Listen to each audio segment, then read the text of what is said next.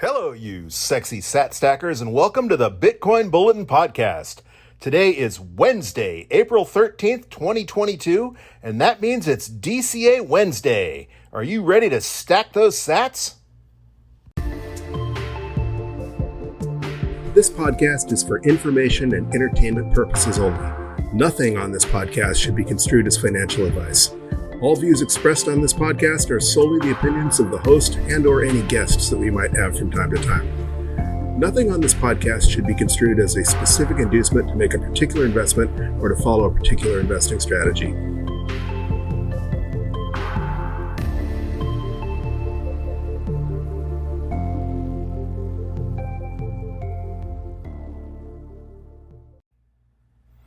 We certainly have a lot more to talk about than we did during last week's rushed episode. But first, did you go to Miami? Were you at Bitcoin 2022 or maybe just some of the surrounding events? Did you just go to party? Okay, well, my big question is, well, as you know, I was unable to attend, unfortunately, so I honestly don't know the answer. But from what I'm seeing on Twitter, it seems like a lot of people came away kind of burnt out, or at least that's the impression I got from all the whiny podcasts I listened to just in the last couple of days.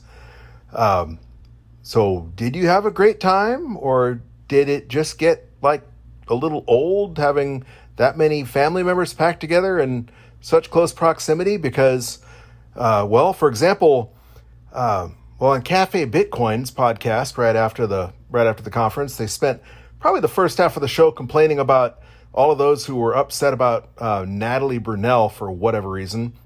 Apparently, Bitcoiners are dividing off into anti-Natalie and pro-Natalie factions for whatever reason. So that was a little off-putting.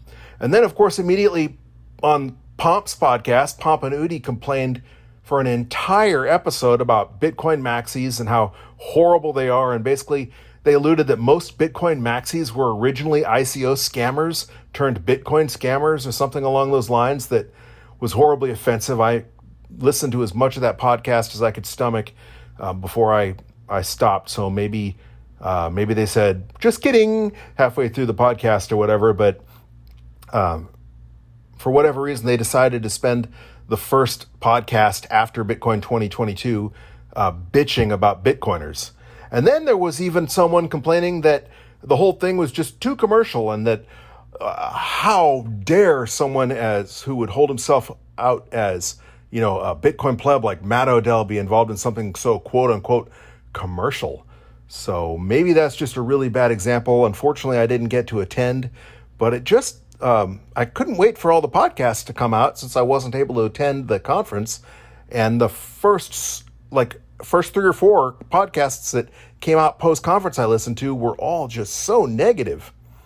It leaves you missing the good old days, apparently. Hopefully we're not going into a dark new era in Bitcoin where everybody is going to factionalize and balkanize.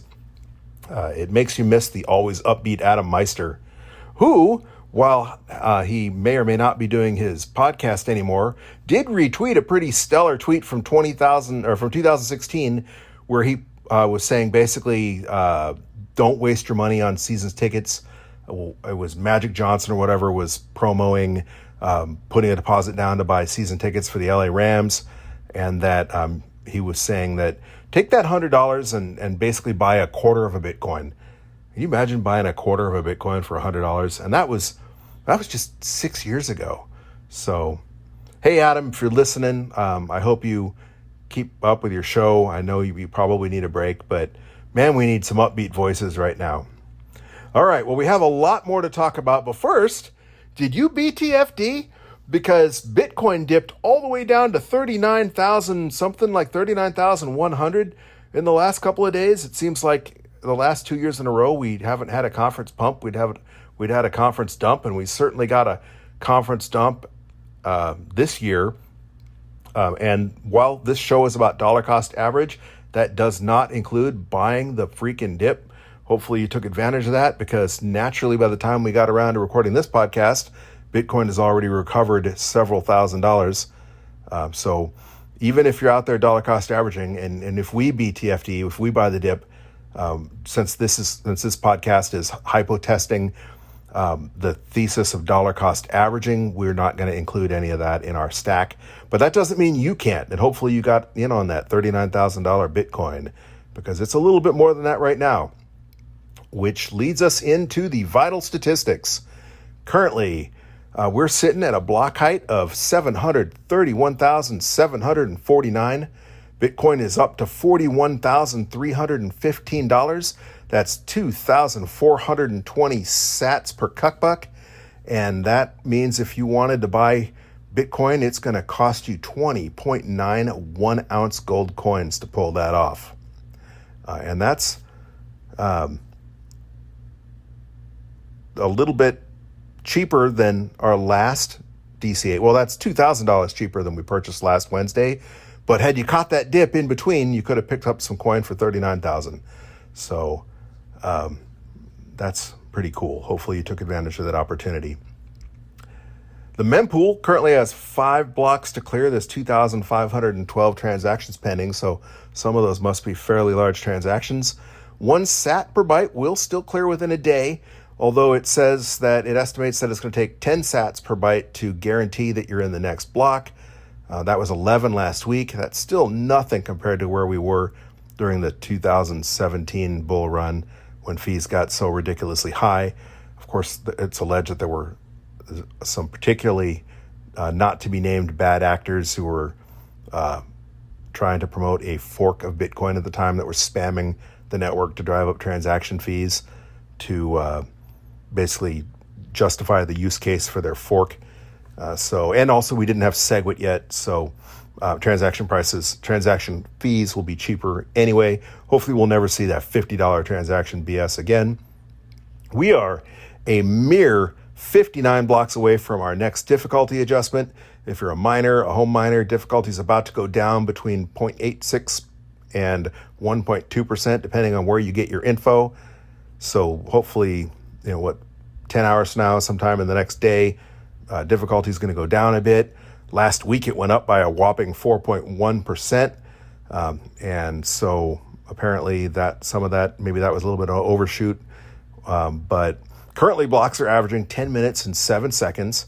And that's just a tiny bit longer than the 10-minute average. So that's why we're going to have a slight downward difficulty adjustment, although it could be negligible by the time those last 59 blocks get mined. I almost forgot to mention my most favorite statistic, and that is the 24-hour transaction rate. And that is humming along at 3.21 transactions per second on chain. And as you know, I'm a firm believer that anytime we stay above 3 transactions per second, that's a sign of healthy on-chain activity, and we've seen better prices. Whenever we dip below, and we haven't dipped below 3 transactions per second for a while, at least not on Wednesdays when we've been doing our podcast. It's been a couple months since we saw 2.95 transactions per second. But as long as we stay above 3.0 transactions per second, in my experience, and I'm not really a TA guy, but that's one thing I've noticed is that when we see, when we're trending towards Bitcoin's maximum on-chain capacity, that means there's more activity on chain, which more activity usually means purchasing demand. And with the supply of Bitcoin reducing, the amount of Bitcoin available for purchasing on exchanges has continued to trend downward, etc. As Bitcoin becomes more and more illiquid, that means that demand is going up, supply is going down. So usually that would indicate number go up. One other fun fact that I find amusing is that 1 Bitcoin will now buy you 2,476.9 Papa John's pizzas. We have come a long way from the day when Laszlo spent 10,000 Bitcoin on 2 Papa John's pizzas. So that's just a fun number. I may or may not continue to track that, maybe create some graphs for Twitter or whatever, because that's a fun metric. I think one day we always celebrate Pizza Day anyway, right? So we'll see. For now, I'm toying with the idea of creating a new show metric that we'll do every week, and that would be the Bitcoin in Papa John pizzas graph or whatever metric. Okay, well, again, Did you buy the dip? Hopefully you did, because it looks like Bitcoin's on the way back up. Who knows? Bitcoin can go either way, but and it seems like Wednesdays for our podcast, we always miss the dip. So, of course, you never really miss the dip if you DCA, because the whole premise of dollar cost averaging is you smooth out the highs and the lows and you just buy consistently. We led into last week's episode with a quote, or maybe it was 2 weeks ago, I think it was last week's, with a Ronald Reagan quote where he basically, it's a really famous quote where he said, "In this present crisis, government is not the solution to the problem. Government is the problem." And nothing could potentially illustrate that more than Joe Biden's completely chaotic executive order, which finally came out, where it seems like he has ordered virtually every government agency to come up with a regulation or recommendations on Bitcoin. Literally every conceivable government agency is going to have their fingers in the pie. What possible way could you make the regulatory environment any more of a cluster than putting 12 different chefs in the room and tell them to make a soup? And that can only go wrong. I mean, if you want to see Bitcoin regulation turn into a day at the MVD or the DMV, depending what state you're in, they're on track to pull that off. Also in the news, last week at this time, all the rumors were that, Jack Mallers was teasing heavily by tweeting out all kinds of Apple stuff. So the rumors were that Apple was going to partner with Strike for Bitcoin Lightning payments, and that was wrong. But Jack Mallers did have a pretty exciting announcement where he announced that they're partnering with Shopify, NCR, and Blackhawk to allow merchants to accept Bitcoin payments. And while some people were poo-pooing that announcement because, again, Bitcoin's only going to be the payment rail here, so these merchants might be accepting US dollars, and that's not good enough for some people. It would be nice to see a Bitcoin circular economy. But remember just a couple of years ago, I mean, maybe you haven't been around enough to remember the Bitcoin Jesus days. I'm not even going to mention his real name because he's such a jerk. But his big thing and all of Bitcoin's big push was payments integration. Going around one-on-one, getting individual merchants to accept Bitcoin, buy Bitcoin, spend Bitcoin, spend and replace.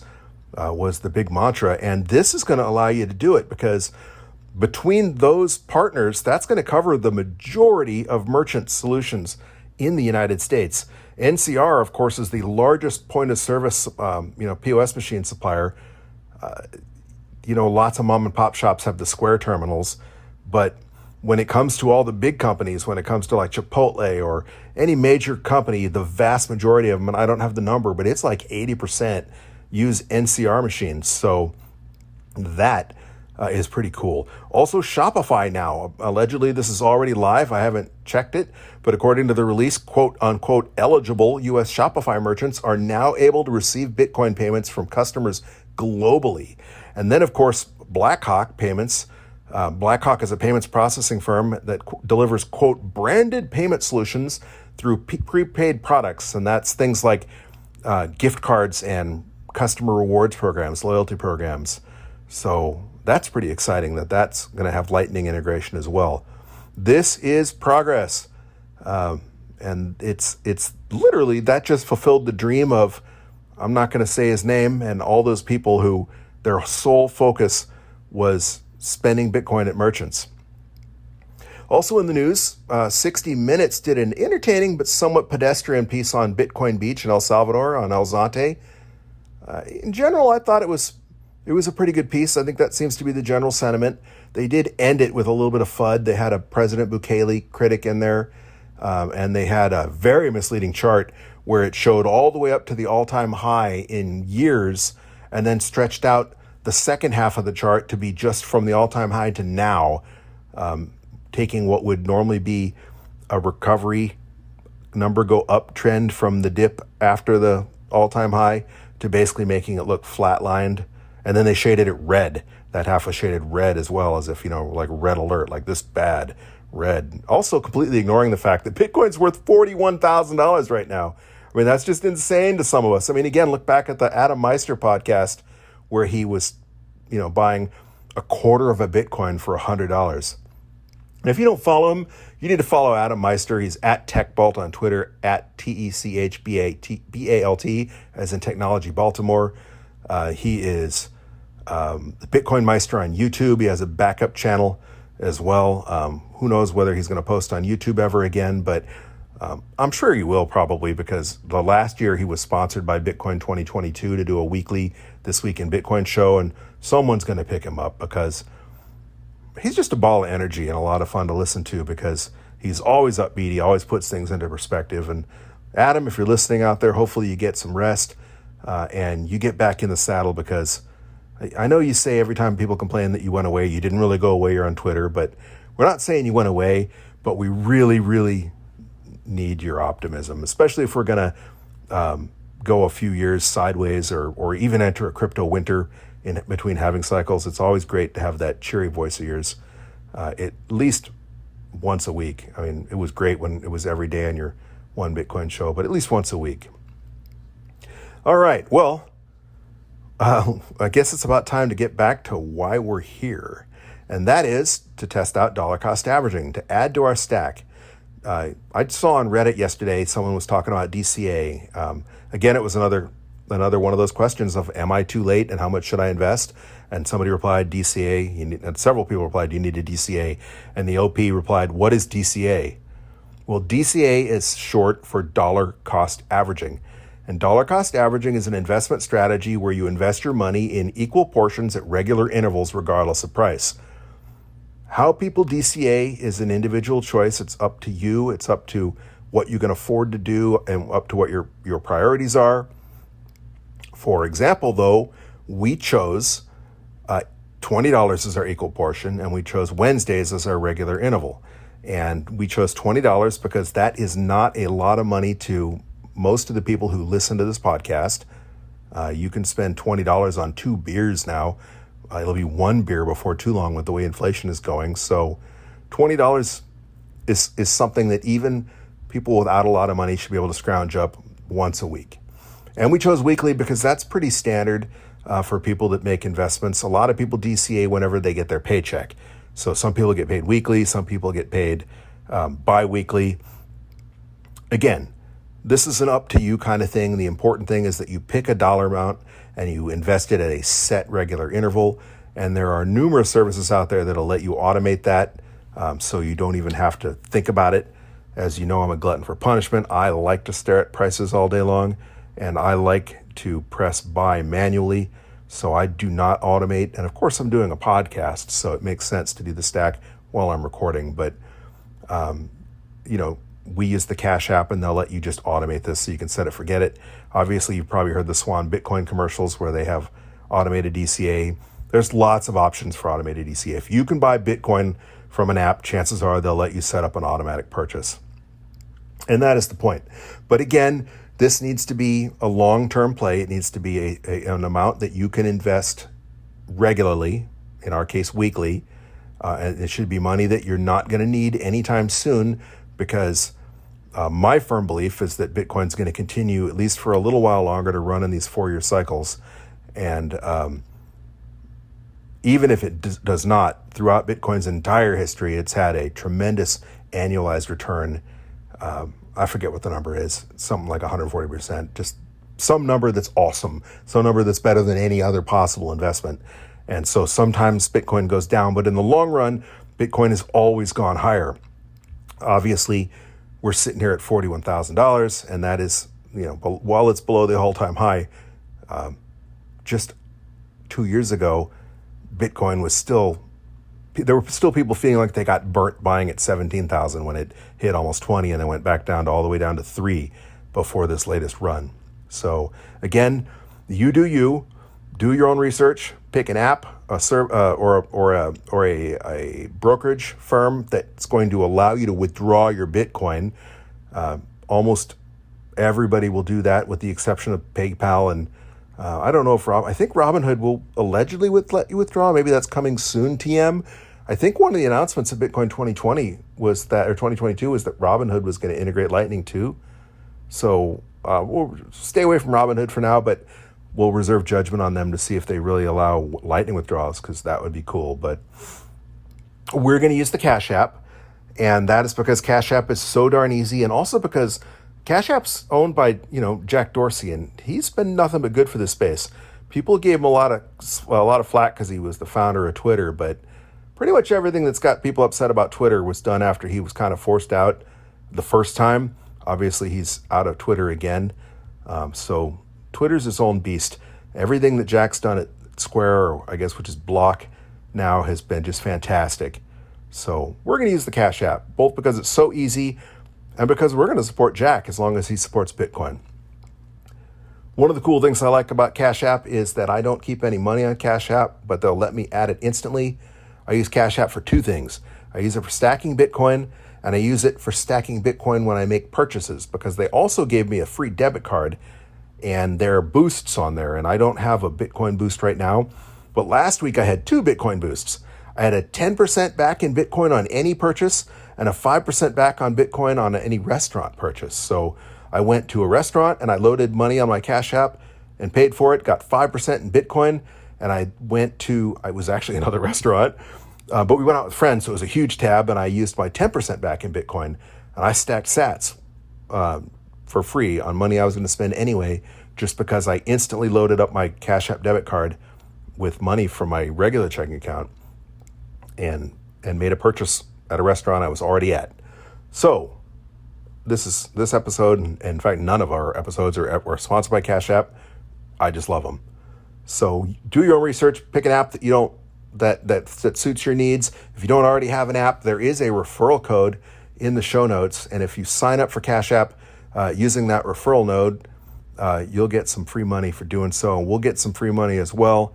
And that'll help us both out. So consider using Cash App if you haven't made your choice already, and if it's available to you. And if you do, please use that referral note. Click on that referral in the show notes below wherever you're listening. If you're listening on Apple Podcasts, just scroll down and click on, there's a couple of referral codes on the bottom, and click on that Cash App one, and that'll help support us, and hey, you'll get some free dinero. So that's pretty cool. All right. Like I said, I don't keep any money on my Cash App, but all I have to do is add money, add $20, and it is instantly available for purchase. And then you but you just tap the little Bitcoin logo in the bottom right-hand corner, purchase buy. This time, $20 is an option. If you've been listening, you know that sometimes it'll just let me tap $20. Sometimes it's like 5, 10, 25, 50, and 20 is not an option, so I just manually enter 20. This time, 20 is an option. Click next, and then it's going to ask us to confirm. And you click confirm, and voila, we just purchased 47,418 more sats. And the price went down a tiny bit since the beginning of the show.